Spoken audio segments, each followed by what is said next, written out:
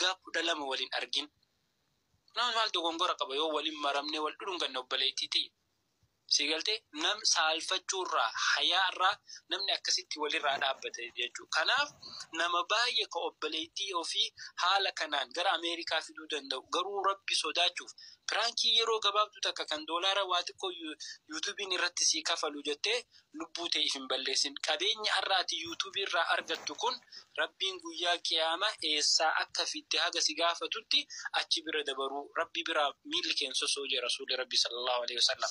Kanaaf obboleeyyan kiyya bakka qabeenya irraa walitti qabattan laala. Waan guyyaa boruu rabbi duratti isin saalfachiisa. Waan guyyaa boruu mataa si qabachiisa. Waan safuu Oromoo cabsa. Waan amantii cabsa irraa faa'eenu. Wanni pirankii jaanku walumaa galatti irra hedduun isaa kijibni immoo amantii Islaamaatittis safuu Oromootittis Oromoon warra kijiba jibburraa sirna gadaa keessatti kijibni bada nama kijibu.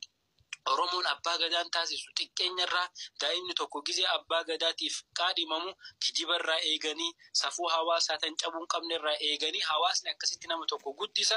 Kanaaf Oromoo saba safuu qabu safuu haa eeynuu jechuu barbaade. Dhiifame isinitti dheeresse maammeki. Kuni usaasifsa obboleewwan keenya warra sirra jirtan amaanna shaastikoo yaada kee itti ibsattaniif sanne dhiifamoo isii dhumaan itti guuta jedheeti. Wanti tokko nuti hubachuu qabnu isa kan siyaasaa akka siyaasaa ta'ee darbaa jirra. Isa kan ilaalchaa akka ilaalchaa ta'ee darbaa jirra. Isa kan aadaa akka aadaa ta'ee darbaa jirra. Kun immoo safuu qofa osoo hin taane yakkan namummaati. Keessattuu akka aadaa biyya keenyaatti yakka namummaati. Yakka namummaa kana immoo fakkeenyaaf ilmi dhiiraa tokko haadha isaa wajjin bultii jaaradheera yoo jedhe maaltu nu galche jennee dhiisuu hin qabnu. Nus haadha qabna kabajaaf jaalala haadhaa beenna yoo ta'e jedhe wantoota akkasii ofii keenyaaf hormachuun mirga osoo hin taane dirqama. Siigalee nu warra asirratti wantoota akkasii sana balaaleffachuu qofa osoo hin taane inni qoosaaf muudii namarratti qabuudhaaf waan fedhe raawwatee akkuma kunoo viidiyoo irratti dhiifama jedhu yoo dhiifama jedhee jira. Akka yakka ta'e wallaallee daa'ima xuuxootu waan akkasii beekaa arga raawwatee dhageeffadhu kan hates kanattuu wajjin hirmaates akkuma hattuutti fudhatama. Siigalee yasarraqa ሁለቱም ሌባ ነው ይባላል. hattuudha lameenuu jechuudha. Silaafuu namni beekaa waan akkasii dalage kun waan cunqura waan bada waan bokkatee akkasii dalage sun seeraan Oromoon iyyattee hiisisuun dirqama adabbii wal fakkaataa akka inni fudhatu gochuun dirqama. Kana kaayyoon keenya inni guddaan jechuudha. Malee dhimma dhiifama gaafachuuf dhiisuu miti jechuudha kunis galee dhimma kabaja namummaa xiqqeessuuti. Namummaatu xiqqaate nama ajjeese wayya namni duruu wal ajjeesa. Wallahi sammuu nama ajjeesuu irra lubbuu nama ajjeesuu wayya. Xiin sammuu hawaasaati kan ajjeefame jechuudha. Saalfiidha kun. Isinii galee an kanan jedha ustaasibsa. Naje galatoon maamme kiyya mee warri biraas keessa jirtan amaanna sirraa dubbataara. Wanti har'a ta'e kun jedheena dhufee mana kiyya seenaa jechatu nama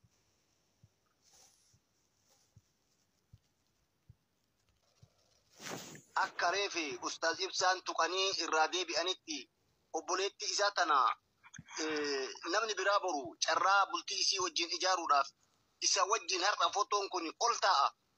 Viidiyoon kun ol ta'a YouTube keessa ta'a. Abbaan fedhe kana laala asirraa.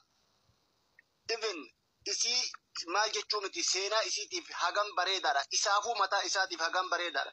Wantichi waan tasa ta'e odoon taane firaankii jechuun bar waan itti yaadame. Itti yaadamee ediitii godhamee pilaanii kaameeraa seeraan godhamee dogoggora wanni qophaa'ee qalabatiin qophaa'ee kun hundumtuu waan itti qophaa'e. Namni kun ammoo nama waa beeyni wahii wallaalaa wahii odoo taate naman homaallee naman laalchisu homaallee naman komachiisu wallaalaa wahii odoo taate bira hin dabarama.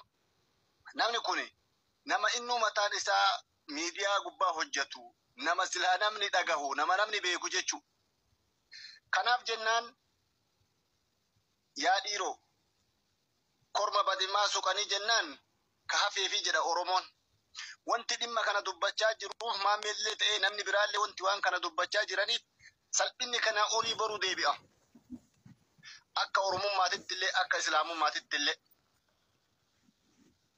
Kana maal gochuudha dhiifama gaafachuu isaa otoo hin taane yoo naannoo inni jiraatutti aalimnis jiraati deemee hukmii kana aalima gaafatuu qaba. Badii akkanaa dalagee jira maaltu narra jira ta'uu baan jedhee yoo seera taate seeratti dhiyaatee seeraan waan tahuu qabu seeraan itti murtaa'uu qaba. Waan baratamaa wayii irraa kuu qaba. Okay, namni bebbeekaan akkanaa kun yoo kana dalage jaahilli waa tokko hin beekne namni akka nuyi. Maal akkamaa ta'ure boru akkana ammatee isiidha dubartii. Qalbiin dubartii jedha Oromoon dhiifama naa godhaati warra as keessa jirtan. Dubartii keessaa baanee dubartii xiqqeessuuf otoo hin taane. Qalbiin dubartii takkattiidha jedhan. Takkattiin sunuu yoo dhungatan jalaa baddi jedhan. Gaafa inni akkasii hammatee harka bobaa isii jalaan fidee harma isii hammatu san isii waa'ee obbolummaa sanuu keessa jirti qalbii dubartiiti. Yaa Rabbi, yaa dhiiroo ani wallahi akka badaa rifadhee lafa keessa otoo bakka ciisurraa hin utaalee ka'e viidiyoo kana argee jennaan. Yaa subhaanallah maaltu nutti deemaa jira dhiiroo maal argaa jirra? Nama akkamii irraa waan akkamii argaa jirra? Jarana tana caaltu Rabbi nu haa baasu. Wanti tana caaltu illee jirti. Wanti mucaa kanan beeku ani argaa isaa beeka. Sooshaal miidiyaa irratti ni arga. Nura Luudaa irratti yeroo inni hojjetu ni arga. Viidiyoo isaa ni arga. Kanaan alatti dhalataa bakka kanaati nama biyya kanaati maqaan isaa kana jedhee waan beeku hin qabu.